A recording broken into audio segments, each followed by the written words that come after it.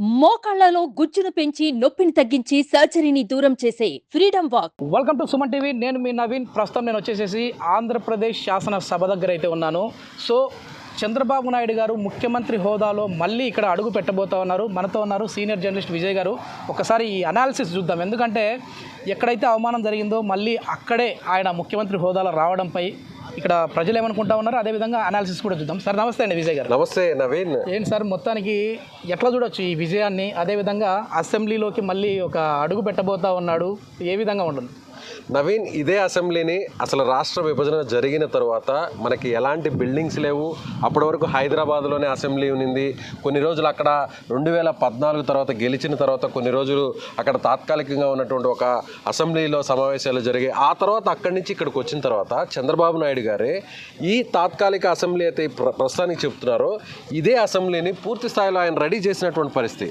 అక్కడ మనం ఆ రోజు తెలుగుదేశం పార్టీ ఎమ్మెల్యేలు కావచ్చు, వైసీపీ ఎమ్మెల్యేలు కావచ్చు, అందరితోనూ సమావేశాలు జరిగినటువంటి ఇదే అసెంబ్లీ నుంచే పరిపాలన కూడా కొనసాగించారు. ఇక్కడే సచివాలయాన్ని నిర్మించారు, ఇక్కడే శాసన మండలిని కూడా నిర్మించిన తర్వాత ఇక్కడే సమావేశాలు చాలా జరిగాయి. ఆ తర్వాత అధికారంలోకి వచ్చినటువంటి వైసీపీ ఇదే దాదాపుగా 2019 నుంచి 24 వరకు కూడా ఇదే అసెంబ్లీలో సమావేశాలు నిర్వహించినటువంటి పరిస్థితి. అయితే ఇక్కడ మనం ఒక విషయాన్ని ప్రత్యేకంగా చెప్పాలి, ఎందుకంటే 2021 సంవత్సరం నవంబర్ 19 అనుకుంటా బహుశా, ఆ రోజు చంద్రబాబు నాయుడు గారిని కుటుంబ సభ్యుల గురించి, వారి సతీమణి గురించి అసలు చెప్పలేనటువంటి భాషను ఉపయోగించి కొంతమంది ఎమ్మెల్యేలు మాట్లాడారు. అందులో మంత్రి అంబటి రాంబాబు గారు, అదేవిధంగా వంశీ గారు, వల్లభనేని వంశీ గారు, వీరిద్దరు కూడా మాట్లాడారు. వైసీపీ ఘోర ఓటమికి ఇది కూడా ప్రధాన కారణంగా ఉన్నట్లుగా తెలుస్తా ఉంది. అంటే ఆ రోజు జరిగిన విషయం ఏంటంటే, బాబు గారు వారు మాట్లాడినటువంటి, అంటే చంద్రబాబు నాయుడు గారు వారు మాట్లాడినటువంటి అసభ్య పదజాలం గురించి స్పీకర్కి చెప్పడానికి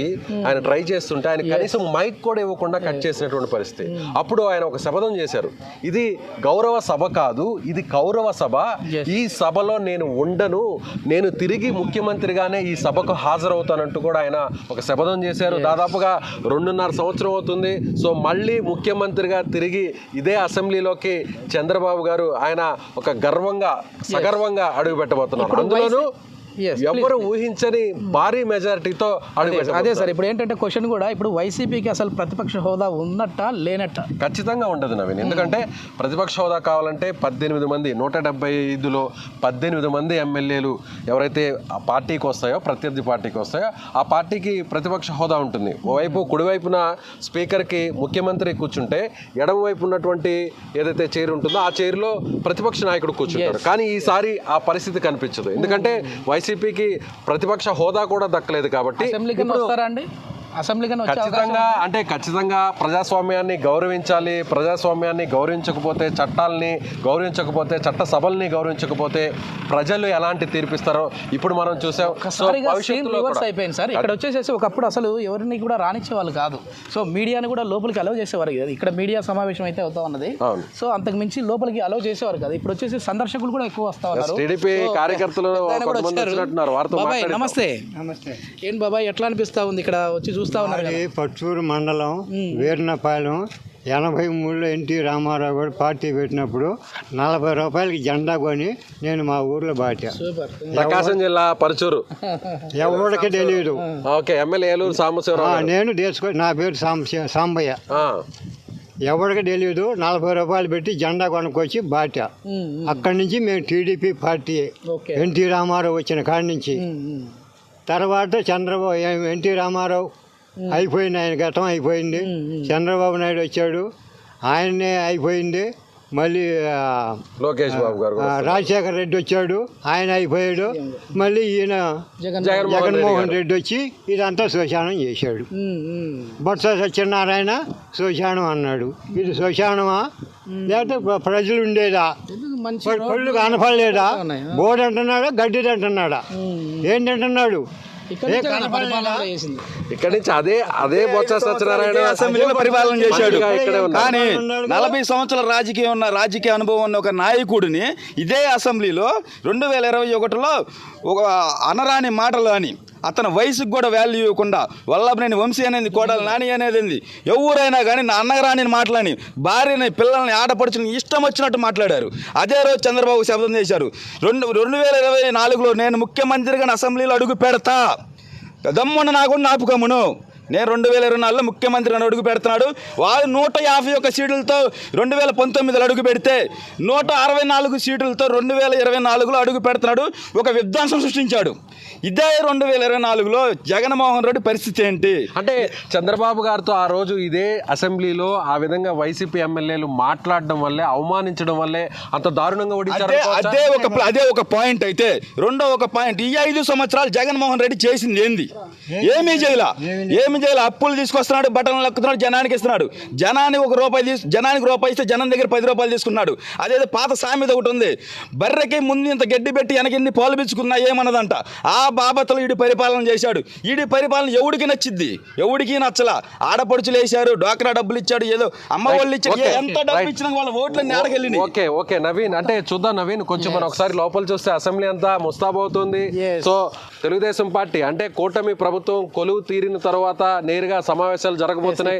నవీన్, అంటే 12వ తారీఖున భారీగా ప్రమాణ స్వీకారం కాబోతుంది. ఆ రోజే చంద్రబాబు నాయుడు గారు ముఖ్యమంత్రిగా ఆయన ప్రమాణ స్వీకారం చేయబోతున్నారు. ఈ సభకు, ఈ ప్రమాణ స్వీకార మహోత్సవానికి స్వయంగా నరేంద్ర మోడీ గారు కూడా రాబోతున్నట్టుగా సమాచారం అందుతుంది. ముందుగా వచ్చేసేసి 9వ తారీఖు అనుకున్నారు. ఆ తర్వాత కొన్ని కారణాల వల్ల 12వ తారీఖు ఇది ఏం లేదు. అంటే 9వ తారీఖున నరేంద్ర మోదీ గారి ప్రమాణ స్వీకారం ఉంది కాబట్టి, సో అక్కడికి చంద్రబాబు గారు వెళ్ళాలి కాబట్టి, సో అందుకని ఆ కార్యక్రమాన్ని 12వ తారీఖుకి వాయిదా వేసినటువంటి పరిస్థితి. ఇంకా ఇతర రాష్ట్రాలకు సంబంధించిన ముఖ్యమంత్రులు కూడా ఈ సమావేశానికి వస్తున్నట్లుగా, ప్రమాణ స్వీకార మహోత్సవానికి వస్తున్నట్లుగా తెలుస్తూ ఉంది. అదేవిధంగా తక్కువలో తక్కువ 2 లక్షల నుంచి 5 లక్షల మధ్యలో హాజరయ్యే విధంగా, జనాలు కూడా ఉండే విధంగా ఒక పెద్ద ఏర్పాట్లు అయితే జరుగుతూ ఉన్నాయి. నాకు తెలిసినంత వరకు ఒక 100 ఎకరాల స్థలంని కూడా ఇక్కడ కేటాయించినట్లుగా తెలుస్తూ ఉంది. విజయ్ గారు, రైట్. నవీన్, ఇక్కడికి దగ్గరలోనే ఆ ప్రమాణ స్వీకార కార్యక్రమం జరగబోతుంది. మరొక విషయాన్ని కూడా మనం జర్నలిస్టులుగా మాట్లాడుకోవాలి. ఎవరైనా కూడా, ఏ పార్టీ అయినా కూడా హుందాగా సభలు అనేది, సమావేశాలు, అసెంబ్లీ సమావేశాల్లో చాలా హుందాగా వ్యవహరించాలి. అక్కడ సమావేశాల్లో జరిగేటువంటి ప్రతి మాట కూడా రికార్డ్స్లో ఉంటుంది. ప్రతి మాట కూడా రికార్డ్స్లో ఉంటుంది. అంటే భావితరాల వరకు, భవిష్యత్ తరాల వరకు రాజకీయాలు అనేవి హుందాగా కనిపించాల్సినటువంటి అవసరం ఉంది. సో భారీ మెజారిటీని తెలుగుదేశం పార్టీకి, జనసేనకు, బీజేపీకి ఏపీ ప్రజలు కట్టబెట్టారు కాబట్టి, సో ఇక మీదట అయినా కూడా ఈ అసెంబ్లీ సమావేశాలు, ఇదే శాసనసభలో హుందాగా రాజకీయాలు, సమావేశాలు నడవాలని నేనైతే మనస్ఫూర్తిగా కోరుకుంటున్నాను. చాలా మంది కూడా, అంటే దాదాపుగా 5 కోట్ల మంది ఆంధ్రులు ఎదురు చూస్తూ ఉన్నట్లుగా తెలుస్తూ ఉంది. ఎందుకంటే ఆ తీర్పు కూడా మనం చూసాం. ఆల్మోస్ట్ 11 స్థానాలకు వైసీపీ పడిపోయింది అని అంటే, సో ఎంత వ్యతిరేకత వచ్చింది. ఆ వ్యతిరేకతకి కారణం కూడా చాలా వీడియోలో మనం మాట్లాడుకున్నాం. మరొక విషయం కూడా నవీన్ ఏంటంటే, గతంలో ఇలాంటి అసెంబ్లీలోనే మనం గతంలో హిస్టరీ చూస్తే చాలా మంది శపథాలు చేసినటువంటి పరిస్థితి. చంద్రబాబు నాయుడు గారు లాగే తమిళనాడులో పొరుగున ఉన్నటువంటి తమిళనాడు రాష్ట్రంలో అప్పట్లో కూడా మొదట ఎంజీఆర్ గారిని అవమానిస్తే ఆయన కూడా సమావేశాల నుంచి బాయ్కాట్ చేశారు. మళ్ళీ సీఎంగానే అడుగు పెడతా అన్నారు. ఆ తర్వాత ప్రతిపక్ష నాయకురాలుగా ఉన్నటువంటి ఎవరైతే జయలలిత గారు, ఆమె దుస్తులను తొలగించేటువంటి, అంటే చీర లాగేటువంటి ప్రయత్నం కొంతమంది అక్కడ ఉన్నటువంటి డిఎంకే ఎమ్మెల్యేలు చేయడం వల్ల ఆమె కూడా ఒక శపథం చేశారు. నేను మళ్ళీ తిరిగి ముఖ్యమంత్రిగానే అసెంబ్లీలోకి అడుగు పెడతానంటూ కూడా జయలలిత గారు చెప్పారు. అదే విధంగా ఇక్కడ, అంటే మనం ప్రీవియస్ గా జరిగినటువంటి టైంలో కూడా చూస్తే జగన్మోహన్ రెడ్డి గారు కూడా, ఆయన కూడా తన పార్టీకి సంబంధించినటువంటి ఎమ్మెల్యేలను ఆ టీడీపీలో చేర్చుకున్నారు కాబట్టి నేను ఈ సమావేశాల్లో బాయ్కాట్ చేస్తున్నాను. ఆ తర్వాత చంద్రబాబు నాయుడు గారు కూడా ఇలాంటి శబ్దాన్నే చేసి ఆయన మళ్ళీ ఇప్పుడు తిరిగి అడుగు పెట్టబోతున్నారు. నిజంగా ఇది ఒక రివెంజ్ స్టోరీ ఇలా కనపడతా ఉంది. సో అందరూ కూడా ఎదురు చూస్తూ ఉన్నారు. ముఖ్యమంత్రి హోదాలో అసెంబ్లీలో అడుగు పెట్టబోయే సీన్ కోసం అయితే ఎదురు చూస్తూ ఉన్నట్లు కనపడతా ఉంది. Please stay tuned. Thank you.